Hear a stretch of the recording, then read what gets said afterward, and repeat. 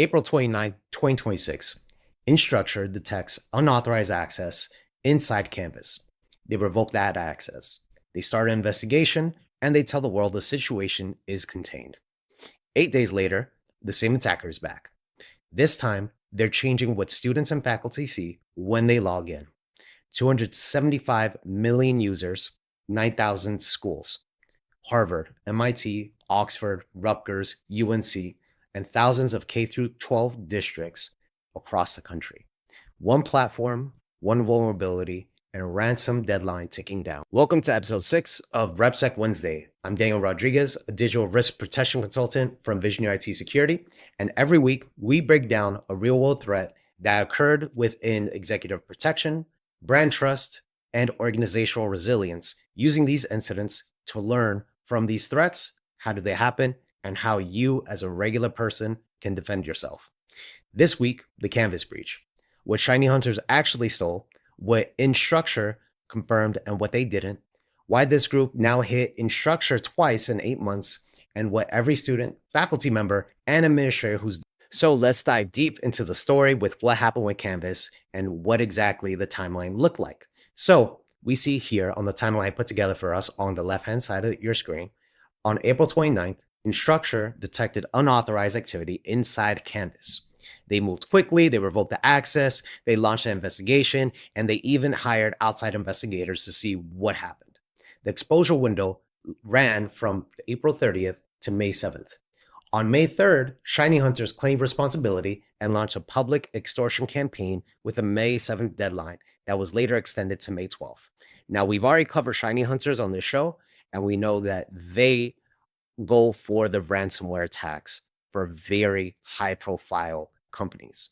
And they do so with that public countdown to let everyone know and put that pressure on the company or the brand itself. Hey, we have your information of your customers and your internal files, and we are letting everyone know that their profiles will be made public. In essence, showing that their PII is at stake if the company does not pay the ransom. So that attack was extended to May 12th. Then on May 7th, Instructure identified additional unauthorized activity tied to the same incident.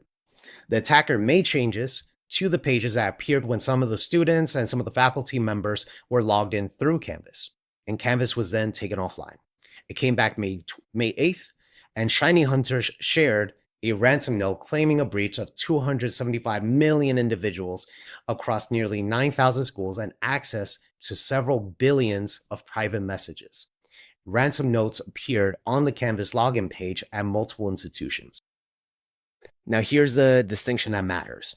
What Instructure confirmed as exposed was usernames, email addresses, enrollment information, course names, and messages.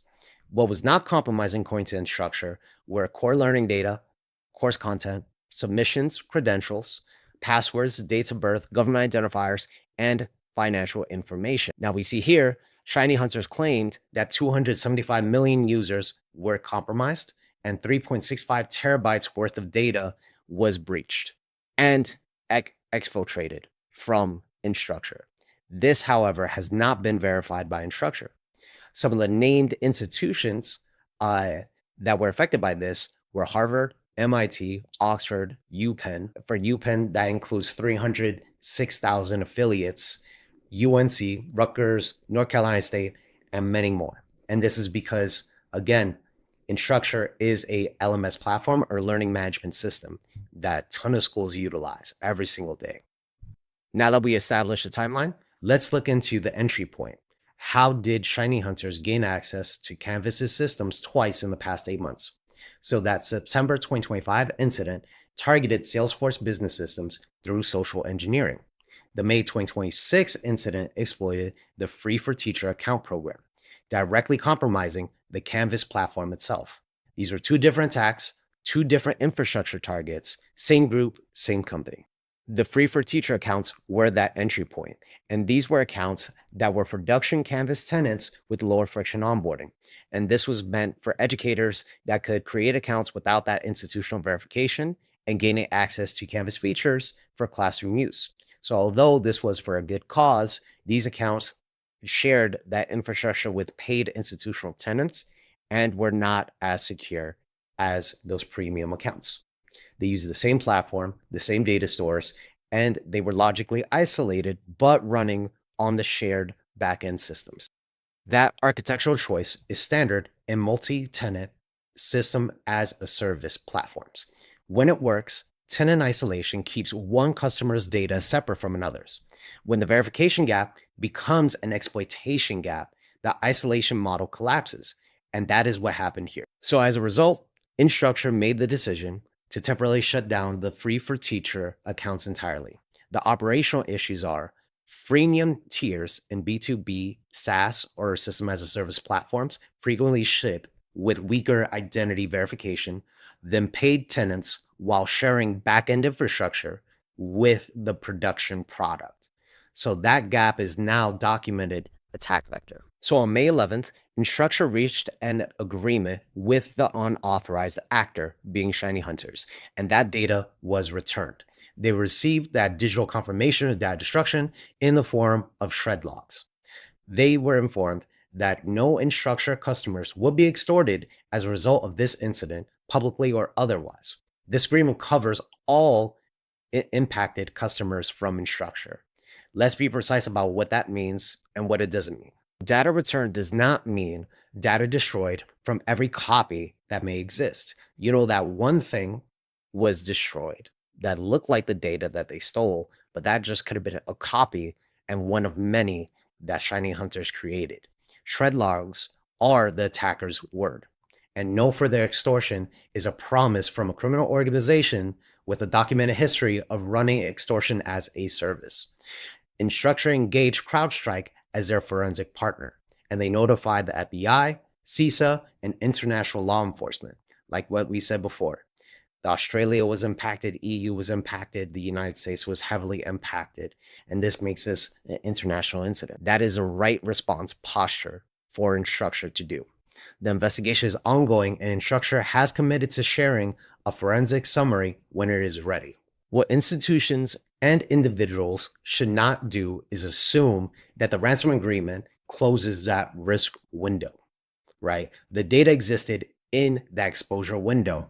It might have been copied, indexed, redistributed before the agreement. So the phishing risk is a real regardless of what ShinyHunters agreed to on May 11th. So now on to the next section, which is what should victims do? So I'm speaking to everyone as individuals that were affected by this attack, whether it was from your school, your job, whatever way that you were exposed. This is going to how to protect your personal information in the aftermath of this attack. So again, students, faculty, administrators, and parents watching this and asking, what do I actually do to help keep my information safe? So 5 actions in order of urgency. So that first one, check if your email was exposed. Go to haveibeenpawned.com. Enter in your institutional email address, so whatever email address you use for school. This site aggregates known breach data and will tell you if your credentials have appeared in a compromised data set. So basically, if your info was posted online, you'll be able to see it there and see what other details were exposed so that you can change any of that information, such as your password, if needed.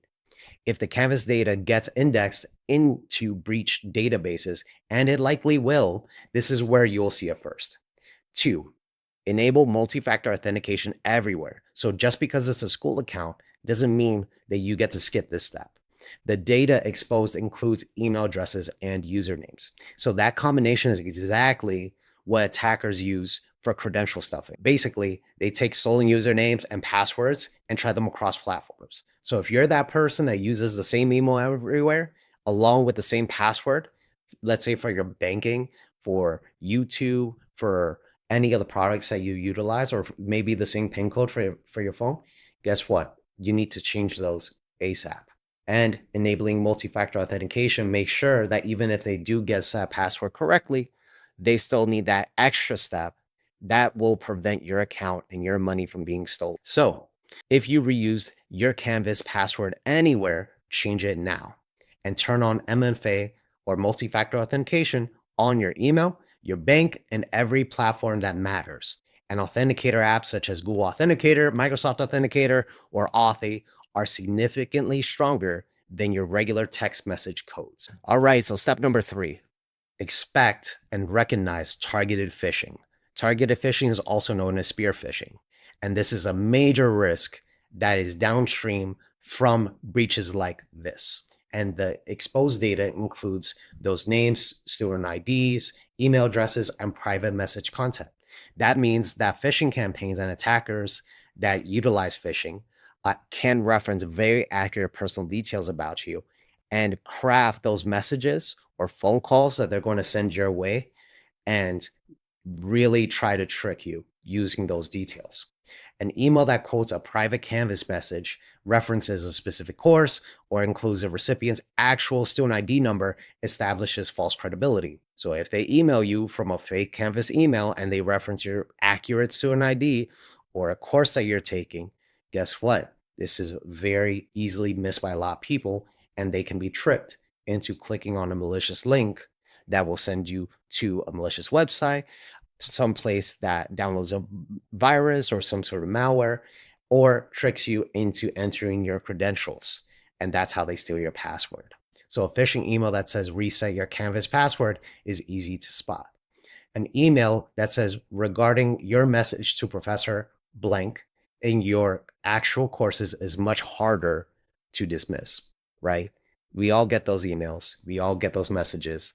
But again, though that spear phishing, using that data against you, is what they do as a result of these breaches. And that is what you need to be watching for. Legitimate password resets and course updates will come through the official Canvas portal, not through unsolicited emails with links. When in doubt, go directly to your institution's Canvas URL. Never click a link from an email that you were not expecting. Now, on to number 4. Monitor your accounts for unusual activity. So your organization is your first point of contact for information specific to your situation. So if you received a direct notification from Instructure or your institution, follow their guidance. If you haven't, ask. Your IT security team can tell you whether your institution is on ShinyHunters disclosed list and what specific data from your environment was in scope. So now we're up to the executive question, and this is for all my security and communication leaders out there watching. The Canvas breach is not just an education story.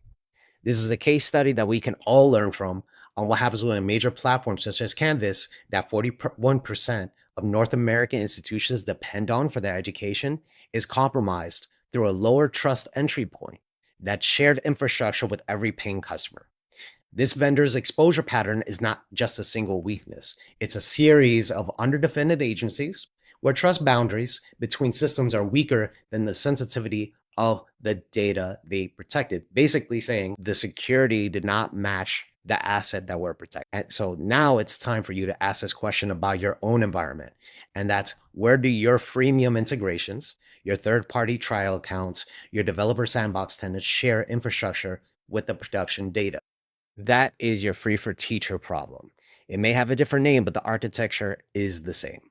And now for my communication folks out there, Instructure CEO Steve Daly issued a public apology acknowledging they went quiet when customers needed consistent updates and committed a consistent update cadence going forward. So that is a good blueprint for what breach communication should look like. And a reminder that silence after an incident compounds the damage faster than the incident itself. Those people whose data and personal information was compromised want to hear that something's being done about it and what was the extent and should they worry. And it's your responsibility to let them know what you're doing to help them out. The breach was contained, but the phishing campaigns built from the stolen data are just starting. So if this is the kind of brief your organization needs, or you yourself need for your own personal benefit, please like and subscribe to the channel. We drop a new episode every single Wednesday, and if you're on LinkedIn, follow VisioneerIT Security for more daily threat intelligence that didn't make it into this episode. I'm Daniel Rodriguez. This is RepSec Wednesday. Stay protected.